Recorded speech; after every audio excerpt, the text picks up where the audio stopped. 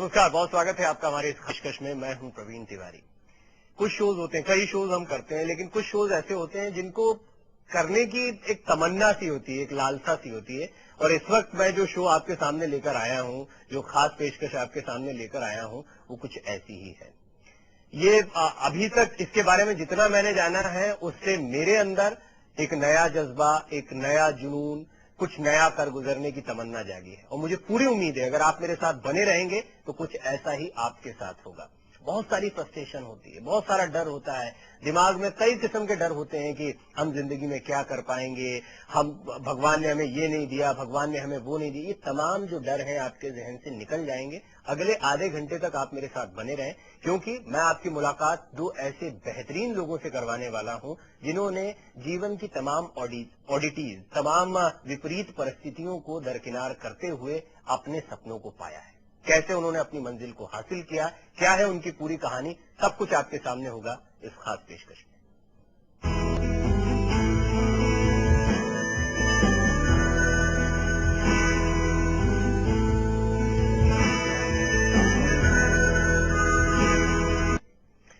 और आप भी इन दोनों से बात कर पाएंगे। हमारा टेलीफोन नंबर लगातार आपको टेलीविजन स्क्रीन पर दिखाई देगा। सबसे पहले आपका तारुफ करवा दूं, ये दोनों लोग कौन हैं। हरीश चंद्र, जो कि मेरे बाएं हाथ पर बैठे हैं, और मेरे दाएं हाथ पर आशु बैठे हैं। हरीश ये है सबसे यंग आईएएस, 22 साल के हैं महज, और इन्होंने आईएएस की एग्जाम पास की है।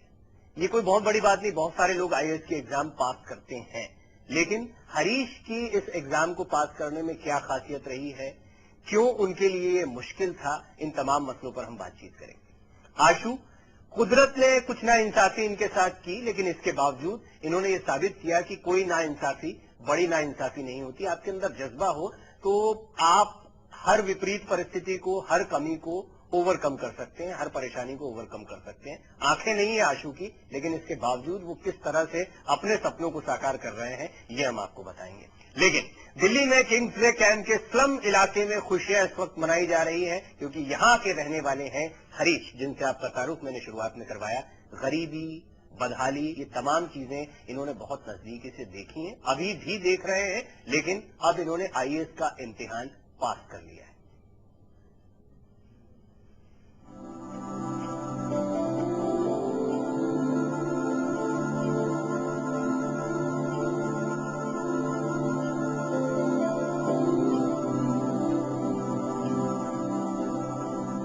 दिल्ली के किंग्सवे कैंप की 288 नंबर झुग्गी में खुशी का माहौल है। इस झुग्गी में रहने वाली अनीता देवी के बेटे ने वो कर दिखाया है जिसे करने के लिए देश के लाखों नौजवान हर साल कड़ी मेहनत करते हैं। बड़े सरकारी अधिकारियों के घर बर्तन मांजने का काम करने वाली अनीता देवी के 22 साल के बेटे ने देश का सबसे बड़ा इम्तिहान आईएएस पास कर लिया है, और वो भी पहली ही बार में। अपने लाल के इस कारनामे के बाद से ही इस माँ की खुशी छुपाए नहीं छुप रही है। मेरी भगवान ने हमेशा सुनी है और सुनेगा, और भगवान मेरे साथ है। और इसने मेहनत करी है, मेरा पैसा लगा है, वो पैसा मेरा कामयाब हो गया, मुझे बहुत खुशी है। हरिश्चंद्र के माँ बाप ने मुश्किल हालात के बावजूद कड़ी मेहनत और मजदूरी करके अपने बेटे को पढ़ाया लिखाया। अपने घर के हालात से वाकिफ हरिश्चंद्र ने भी कड़ी मेहनत की, और नतीजा आज सबके सामने है। हरिश्चंद्र की इस कामयाबी पर उसके परिवार को ही नहीं, किंग्सवे कैंप की झुग्गियों में रहने वाले तमाम लोगों को भी फख्र है। बहुत मेहनत की इसने, और मुझे लगता है कि लोगों को बहुत कुछ सीखना चाहिए ऐसे लोगों से। इसने जो मेहनत की उससे मुझे तो शिक्षा मिली, बाकी और लोग भी अब देखेंगे, उनको भी लगेगा कि मेहनत किस तरह से की जाती है। हरिश्चंद्र की मेहनत और लगन देश के हर नौजवान के लिए मिसाल है।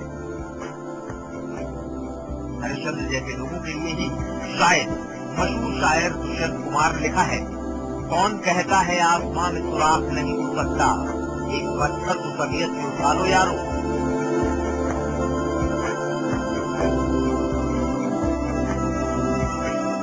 मोहित मल्होत्रा, लाइव इंडिया, दिल्ली।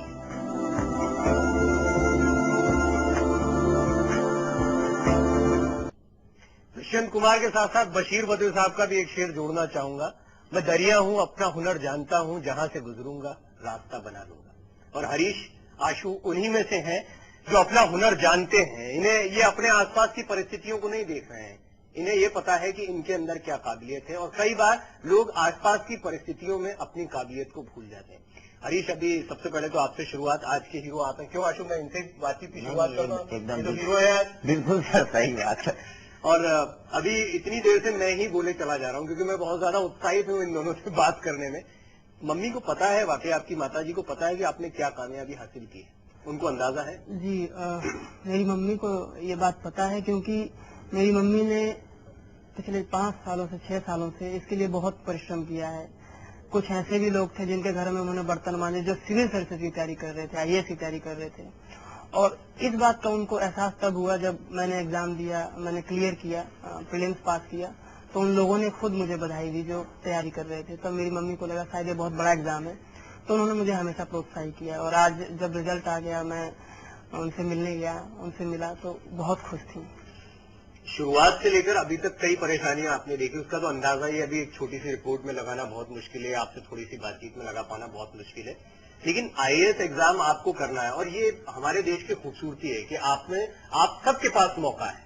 आपके अंदर अगर हुनर है तो आपके पास मौका है, आप उसको हासिल करिए, वो मकाम आप हासिल। लेकिन आपको कब रियलाइज हुआ कि हाँ आप ये कर सकते हैं, और ये बहुत दूर की चीज नहीं है, पैसा, सहूलियतें इसके लिए बहुत ज्यादा जरूरी नहीं है? सर, मैं जब 10वीं क्लास में था तो मेरे नंबर बहुत कम थे, 45% नंबर थे मेरे। 11वीं क्लास में आया तो मेरे स्कूल में बहुत अच्छे प्रधानाचार्य आए, वो भी मेघानंद सर हिस्ट्री के प्राध्यापक थे, और वो देख नहीं सकते थे। उन्होंने मुझे बहुत प्रोत्साहित किया, उनकी वजह से मैं आशु से मिला। आशु के नंबर 10वीं क्लास में 75% थे। तो ये देख करके मुझे बहुत ज्यादा ग्लानि हुई कि उस व्यक्ति के पास, हो सकता है कि मैं आर्थिक वजह से हो सकता है कमजोर हूँ, पर वो शारीरिक समस्या है जो मेरे पास नहीं है, उसके बाद भी मेरे इतने कम नंबर है। मैंने उस दिन निश्चित किया कि आज के बाद मैं जो भी मेहनत करूंगा उसको एक मुकाम तक लेके जाऊंगा। और तब से हम जो है साथ साथ हैं, 12वीं साथ साथ किए, BA साथ साथ किए, MA, और इस समय भी साथ साथ हैं।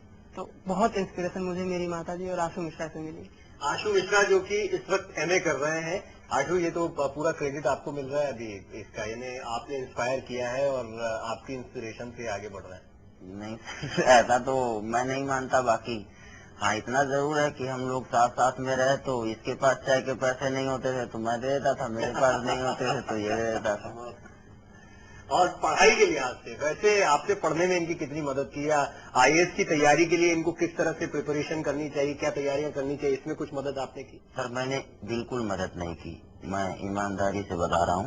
बाकी इतना ही होता है कि जब एक आदमी निराश होने लगता है, ऐसे कई मोड़ आते हैं जिंदगी में, जब उसके पास पैसा नहीं होता, जब वो ये देखता है कि उसके आसपास के लोग कोचिंग में पैसा इंस्टॉल कर रहे हैं, लगा रहे हैं, माँ बाप से 50,000 रुपए ले रहे हैं, और ऐसी परिस्थिति में जब कोई आदमी ये सोचता है कि उसके पास भी पैसा होना चाहिए ताकि वो कोचिंग ले सके, लेकिन अगर वो नहीं ले पा रहा है तो उसे जरूरत पड़ती है ऐसे दोस्तों की जो कि उसे मोरली आगे बढ़ाने का काम कर सके, और शायद मैं वही काम कर पाया। इनका मोराल तो आप अब करते हैं, आपका मोराल कैसे आप रखते हैं?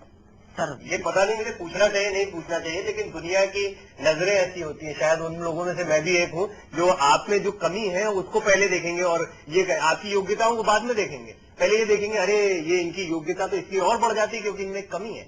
मुझे लगता है ये गलत है, लेकिन ये सोच है, हम ये भी स्वीकार करना। आपका मोराल कौन अप करता है? सर देखिए, मेरा मोराल कई बार कुछ लोग बोल दिया करते हैं, वही बन जाते हैं।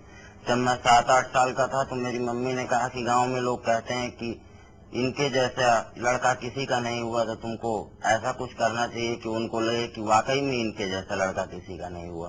तो वो बात मुझे तब नहीं समझ में आती थी, लेकिन जैसे जैसे मैं बड़ा होता गया वो बात मुझे याद आती गई, और शायद आज तक याद है। वैसे हरीश, आपकी अपनी परेशानियां, मुझे लगता है जब आप एक ऐसी इंस्पिरेशन को अपने सामने रखते हैं, एक आशु जैसी एक शख्सियत को अपने सामने रखते हैं, तो अपनी परेशानियां तो कुछ लगती नहीं होंगी। बिल्कुल सर, मुझे तो कभी लगा ही नहीं कि परेशानियां हैं। जब भी लगा कि थोड़ा बहुत दिक्कत है तो मोरली, और मैं कह नहीं सकता साइकोलॉजिकली, आंसू के जैसे बहुत सारे लोग हैं। सेवा कुटीर एक हॉस्टल है, पूरा 100 लोग रहते हैं वहाँ पे, और वहाँ मुझे लगता है मैं 100 के 100 को जानता हूँ, मैं सभी को जानता हूँ, और सभी मुझे जानते होंगे। मेरे घर में जितने लोग खुश हैं उतने ही लोग वहाँ भी खुश हैं। वो इसीलिए क्योंकि उन्हें मैं अपने भाई और अपने जैसा ही समझता हूँ। तो उन लोगों ने भी मेरे लिए बहुत कुछ किया है, बहुत हेल्प की है, साइकोलॉजिकली बहुत